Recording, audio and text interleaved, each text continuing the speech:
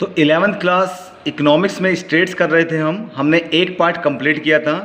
उस पार्ट में हमने फर्स्ट पार्ट में देखा था कि इकोनॉमिक्स क्या है, माइक्रो इकोनॉमिक्स क्या है, मैक्रो इकोनॉमिक्स क्या है, कंजप्शन क्या है, प्रोडक्शन क्या है, इन्वेस्टमेंट क्या है, स्केर्सिटी क्या है, कंज्यूमर कौन होता है और फैक्टर्स ऑफ प्रोडक्शन।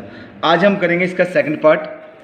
तो सेकंड पार्ट है स्टैटिस्टिक्स। स्टैटिस्टिक क्या होता है? अगर कोई डिफाइन आता है स्टैटिस्टिक की कि स्टैटिस्टिक क्या है, तो डिफाइन हमें एक बार में एक सिंगल वर्ड में नहीं लिख सकते, एक सिंगल लाइन में, सिंगल स्टेटमेंट में नहीं लिखना है। तो स्टेट्स को can be defined into two forms. States को हम दो तरह से डिफाइन कर सकते हैं। पहला, states in singular sense. States को अगर मुझसे पूछा है व्हाट इज स्टेट्स, स्टेट्स क्या हैं, मैं कहूँगा द साइंस ऑफ नंबर्स। अच्छा, स्टेट्स देखा ना, मीन मीडियन मोड, उसमें नंबर ही नंबर बड़े होते हैं। ये 10th क्लास में किया ना, मीन मीडियन मोड, ये सारे उसमें क्या होते हैं, नंबर ही तो होते हैं।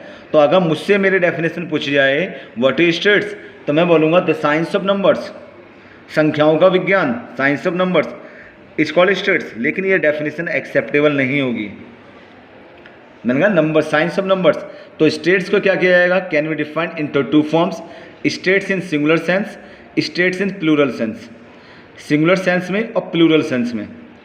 जब भी क्वेश्चन है डिफाइन स्टेट्स, तो लिखना है स्टेट्स को दो तरह से डिफाइन किया जा सकता है, सिंगुलर सेंस में, प्लूरल सेंस में।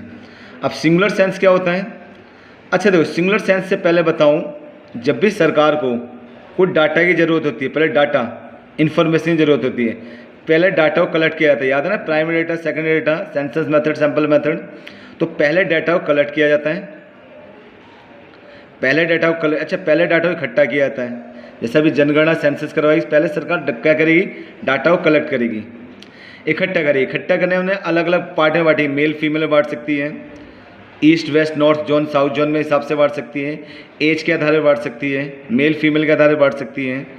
ठीक है, तो पहले डाटा को इकट्ठा किया जाता है, फिर डाटा को क्लासीफाई बांटा जाता है, उसे ग्राफ वगैरह प्रेजेंट किया जाता है, एनालिसिस यानी मीन मीडियन मोड निकाल के उन्हें स्टडी किया जाता है ताकि रिजल्ट निकाला जा सके।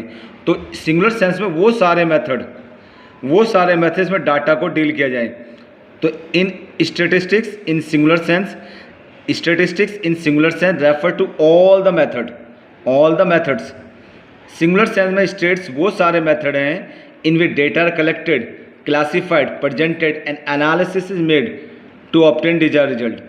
तो सिंगुलर सेंस में डेटा क्या है, वो सारे मेथड हैं जिसमें डाटा को इकट्ठा किया जाता है, डाटा को क्लासीफाई किया जाता है यानी बांटा जाता है अलग अलग ग्रुप में, प्रेजेंट किया जाता है ग्राफ से, और एनालिसिस माने स्टडी की जाती है मीन मीडियन मोड निकाल करके ताकि डिजायर रिजल्ट ऑब्टेन किया जा सके। क्लियर? तो in singular sense stats means all the methods in which data are collected, classified, presented and analysis is made to obtain desired result. अच्छा, प्लूरल सेंस का मतलब क्या है? Stats in plural sense refer to numerical facts और data. Plural sense में stats का मतलब होता है डेटा से about any event, numerical facts जो नंबर में दिखा सकते हैं। जैसे मैंने कहा राम ईमानदार है, राम इज ऑनेस्ट, या अरविंद केजरीवाल इज ऑनेस्ट, तो कितना ईमानदार है, 10%, 20%, 30% बता सकते हैं हम? नहीं बता सकते। मैंने कहा वो सच्चा है, कितना सच्चा है या कितना बेईमान है बता सकते नहीं, तो ये डेटा नहीं कहलाएगा।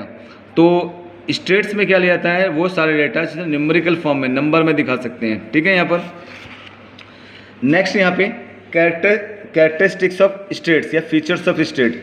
स्टेट्स की सांख्यिकी की, स्टेटिस्टिक्स की क्या विशेषताएँ हैं?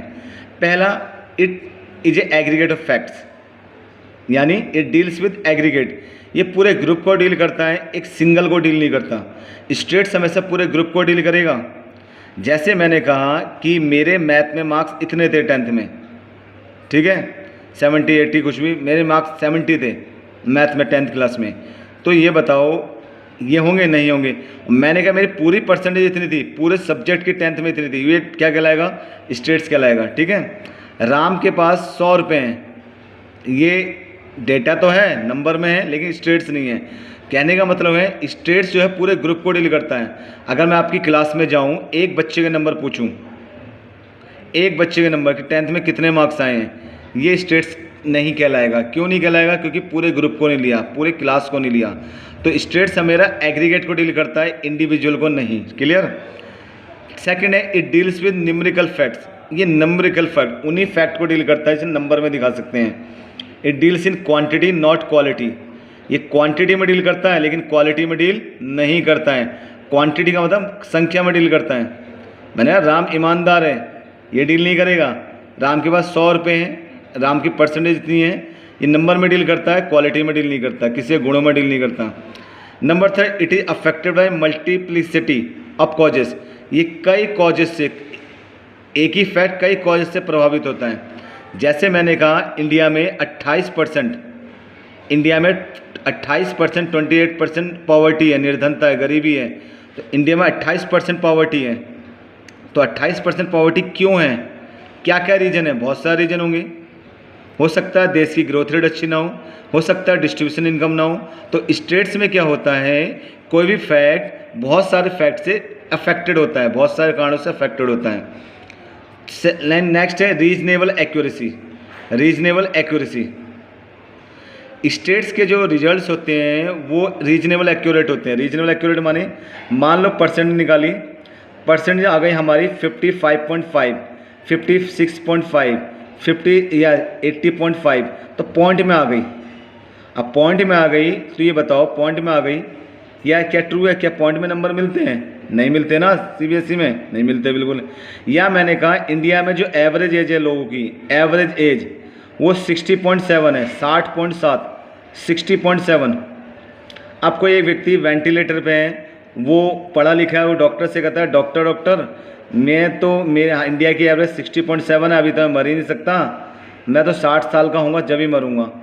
क्या ऐसा है? तो रीजनेबल एक्यूरेट होते हैं, सही है। यानी रीजनेबल एक्यूरेट का मतलब है एक्यूरेट हो भी सकते हैं और नहीं भी हो सकते हैं। दूसरा, placed in relation of each other, जो स्टेट्स में जो फैक्ट्स होते हैं, स्टेट्स में जो स्टेटमेंट्स होती हैं वो एक दूसरे से रिलेटेड होती हैं। जैसे डिमांड पढ़ी थी आपने, डिमांड प्राइस पर डिपेंड कर रहा था, डिमांड इनकम पर डिपेंड कर रहा था, डिमांड फैशन पर डिपेंड कर रहा था, क्लाइमेट पर डिपेंड कर रहा था। तो एक दूसरे से रिलेटेड होते हैं। क्या होते हैं? एक दूसरे से रिलेटेड। एक बार फिर से बताऊँ, यहाँ पे डिमांड जो है एग्रीगेट ऑफ फैक्ट्स है, ये पूरे ग्रुप को डील करता है, एक इंडिविजुअल को नहीं। ये क्वांटिटी को डील करेगा, न्यूमेरिकल नंबर्स को डील करेगा, क्वालिटी को नहीं। दूसरा, इट इज अफेक्टेड है मल्टीप्लिसिटी ऑफ चॉइसेस कॉजेस, ये कई कारणों से एक दूसरे प्रभावित करता है। ये रीजनेबल एक्यूरेसी होगी, यानी सही भी हो सकते हैं नहीं भी। और इसके जो कॉजेस है एक दूसरे से रिलेटेड होते हैं, एक दूसरे से रिलेटेड। अभी एक थर्ड पार्ट है, इसमें पूरा करा देंगे।